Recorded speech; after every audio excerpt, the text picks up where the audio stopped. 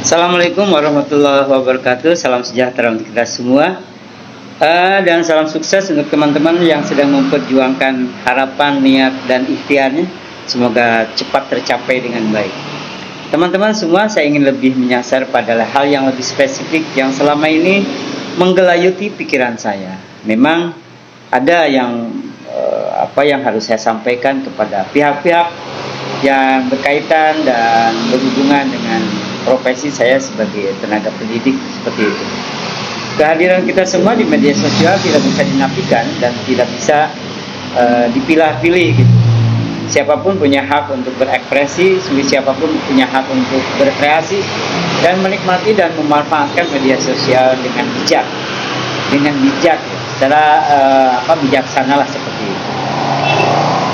Nah, mudah-mudahan saya ini lebih pada bagaimana sekarang kita menghimbau atau mungkin berdiskusi sharing dengan Bapak Ibu sebagai orang tua siswa ya, kebetulan.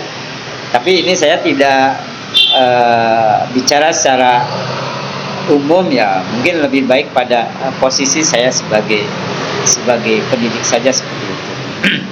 Yang pertama, mari kita sikapi perkembangan teknologi, perkembangan zaman, perkembangan global ini menjadi sesuatu yang bisa kita nikmati. Karena tidak bisa kita nafikan ini terjadi pada kita semua. Seyogianya kita memanfaatkannya untuk hal yang positif saja. Justru yang negatif ini yang perlu kita cegah, yang perlu kita atasi bersama-sama. Sesuai dengan kemampuan, sesuai dengan ruang lingkupnya, biar ini bisa terjaga dengan baik. Nah, terutama untuk Bapak Ibu yang kebetulan mungkin masih mempunyai anak-anak sekolah, usia-usia sekolah, baik dari usia sekolah SD, SMP, SMA, dan seterusnya. Saya ingin mengatakan barangkali ini bisa sependapat atau tidak, ya itu nggak masalah. Yang jelas bahwa ketika kemajuan teknologi, ketika kemajuan zaman, memang ini dampaknya kemana-mana. Baik dampaknya yang sifatnya positif maupun dampaknya yang sifat negatif. Ini bukan hal yang baru dan bukan rahasia umum lagi, seperti itu ya. Ada mungkin yang harus kita bijaksana, terutama bagaimana menyikapi ini. Biarkan saja anak-anak kita untuk menikmati perkembangan teknologi sesuai dengan usianya. Biarkan saja anak-anak kita untuk menjadi pelaku, menjadi penikmat daripada teknologi dan kemajuan yang ada sesuai dengan usianya.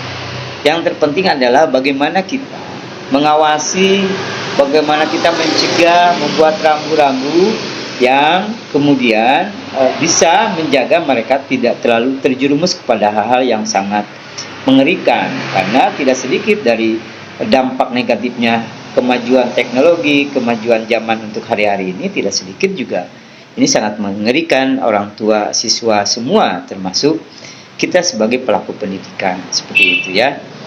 Nah, dan yang harus diingat itu adalah bahwa 24 jam yang kita miliki, yang anak-anak miliki waktu itu, ada 8 jam yang memang di mana anak-anak berada di sekolah-sekolah formal. Masuk jam 7, pulang jam 2 atau jam 3, nah itu sekitar 7 sampai 8 jam. Seperti itu ya. Nah, sehingga selebihnya adalah sebagian besar waktu yang dimiliki oleh anak-anak itu adalah berada di lingkungan rumah dan di lingkungan masyarakat sekitar.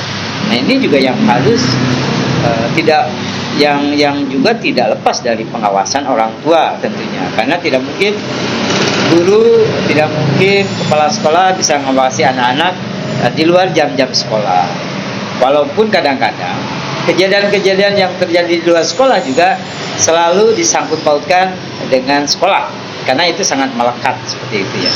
Hanya mungkin ini yang perlu menjadi kolaborasi bersama antara orang tua dan pihak sekolah, bahwa mari kita sama-sama untuk mengawasi anak-anak kita,